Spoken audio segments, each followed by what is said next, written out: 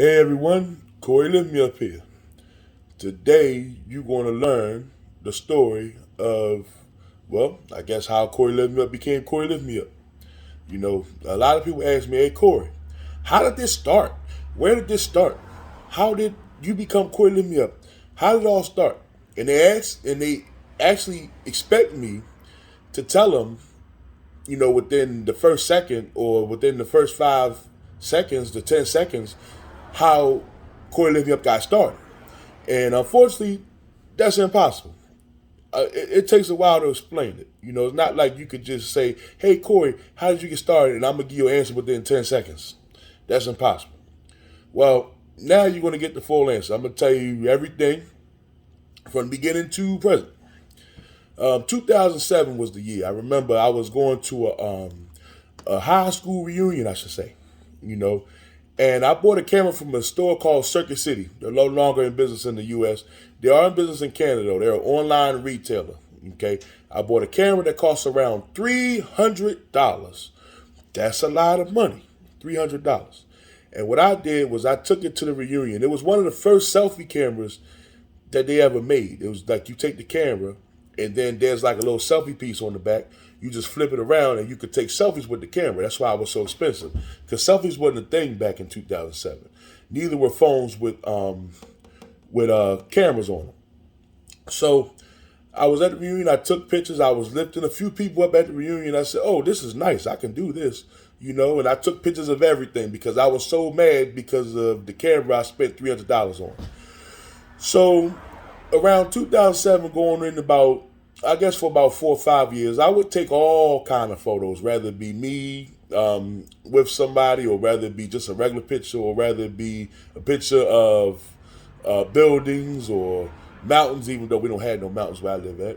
I would just take pictures, just take pictures. I was getting my money's worth in that camera.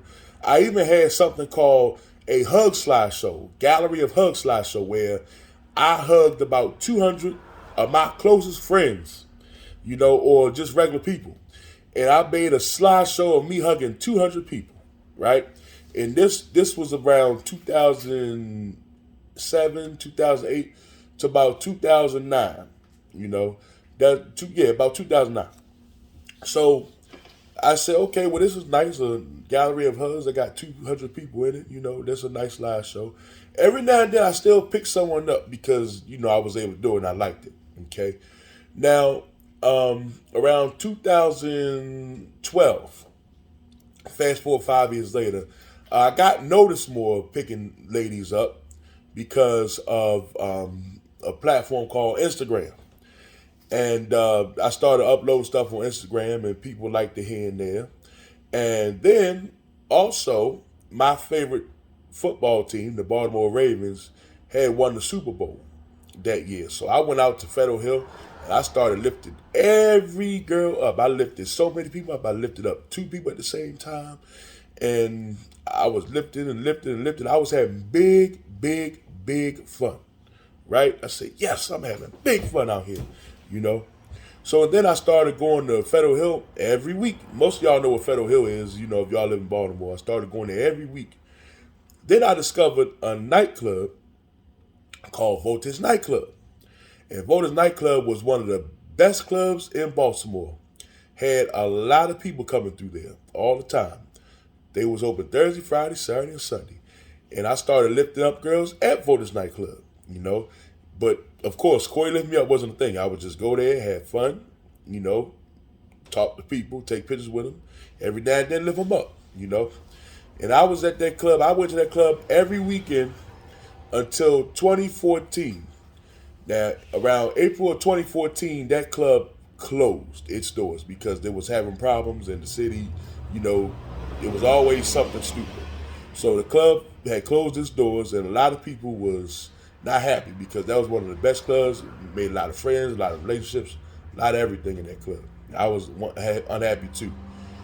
In remembrance of that club, me and Close, what I did was I took 2 photos. One of these 2 bartenders, Amber and Lynn, and another one, a girl named Monica and Amanda, one of the 2 best people that got lifted up while I was there. I took those photos and I went to the mall and I made 2 T-shirts. you know, and one of them was black, and the other was a white T-shirt. And in remembrance of that club, I wore them to Ocean City, Maryland. And when I went to Ocean City, people loved the shirt. Now, these were just regular shirts, girls wearing regular clothes. They loved the shirts. They said, oh, yeah, we like this, we like this. So they looked at the shirt and they said, hey, can you lift us up? I'm like, sure, no problem. So, and then someone else said, I want to be on the shirt, I want to be on the shirt. So I made another shirt with two girls on in their bikinis right there. It was just a plain shirt. Then eventually I made another one. I said, okay, now I got 4 shirts total. So right around 2014, I didn't have a hashtag or anything. I was just a regular person that lifted up people, Oh yeah, he lifts people up. He's got a shirt. Look at his shirt. He lifted people up. Well, near the end of 2014, when Ocean City, the season started to end, what happened after that was, I ran into a lady. I met a lady. Her name was Beth McDonald. Okay. And I met her at Secrets, and she liked what she saw and everything. She liked the idea. And she said that what you should do, you should create some kind of a hashtag or something where people know who you are, or put on your shirt or something. I thought about it. I said, okay, that makes sense. I should be able to create something. And it's all right. So, and then another girl who I previously known, her name was Rachel. And, Rachel was a good friend. She still is a good friend to me. Was a good friend. She's a good friend right now. Shoot, she is. She just had a baby and everything. And so basically, Rachel said, well, why don't you, she put in the word lift me up in it. And then what happened was Corey, and then it was like, Corey, lift me up. So she said, Corey, lift me up. I said, okay, I like that. So under that hashtag, I took a picture with her. It was a picture where she was wearing a camo bikini, camouflage bikini. And that was the first photo under the Corey Lift Me Up hashtag was hers. And so she gave me the idea of Corey Lift Me Up. It was 2014. So I said, well, you know what I'm going to do, Rachel? I'm going to go ahead and I'm going to make the T-shirts that I have. I'm going to put Corey Lift Me Up as a hashtag on the back of the T-shirts with other pictures, because I started using, doing other pictures on the back as well. And I did that, and the first place I went to was Panama City with those hashtags. Panama City used to be the shit back then before they banned alcohol on the beach. And I went there, I lifted up hundreds of people, and had big fun. I said, wow, this actually works. This hashtag works and everything. So I had to make some Instagram cards with the hashtag on it, so people would know, when they take a picture with me, they can get in touch with me and stuff, in case they have something. So, and then I had 5 years, I started making more T-shirts. I started making, I said, I can make some more shirts and everything, Now, people did want to buy some of those shirts, and I did sell some of them. But, I discovered that, selling shirts wasn't really the best thing.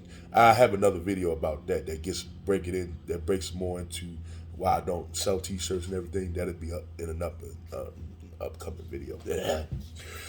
So then after that, over time, I wore my T-shirts different places. I basically wore them to beaches. I wear them when I go out, and people know me as Corey Lift Me Up. Hashtag Corey Lift Me Up. Some say Corey Pick Me Up, but hey, you know who it is. Corey Lift Me Up, Corey Pick Me Up, whichever you prefer.